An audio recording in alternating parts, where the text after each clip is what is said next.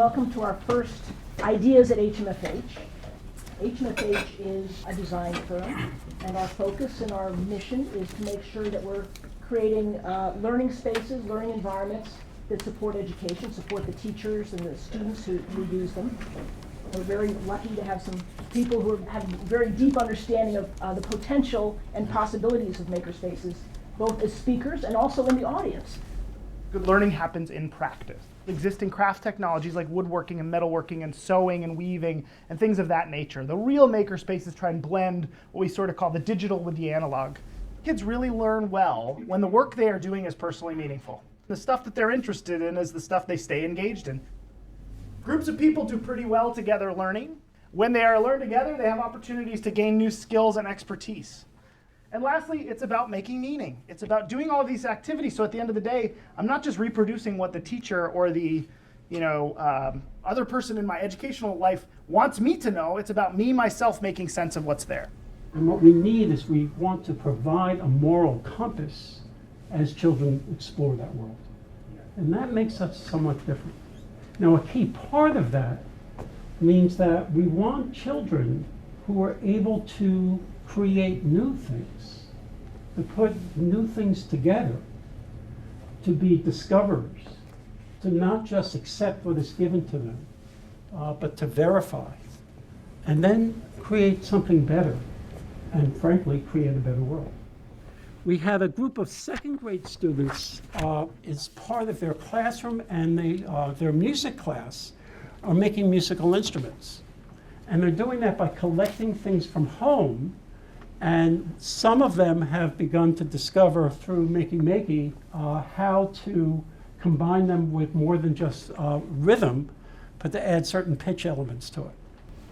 We graduate students at the end of 8th grade who are innovation ready and are ready to contribute to and not just fit into the world as is, but to create a new world. So within the first 8 or 10 weeks of being in the program, they actually start their own businesses, even proto businesses. They go out into the community, they get feedback. We follow a lot of lean startup methodology to get our students engaging with the community, potential customers, potential investors, potential supporters. We want them, when they enter the space, to feel like they're part of entrepreneurial business culture. And so how do we make the space as flexible as possible without limiting any of those learning opportunities? I started by developing a goals list and working with both Peter and his faculty, and then with the possible project. And so we came up with some ideas that needed to be adaptable and flexible. And it needed to have varied storage. That was a theme that ran throughout everything, and they could make it their own space. And they wanted to be inspiring, so that when the students went there, they could feel like they're being innovators, they can take risks, and have some rewards that come out of that. I have to say, one of the top questions on my mind is less of a question about the architecture, which I hope is not heresy to say in this room, but more a question about the programming.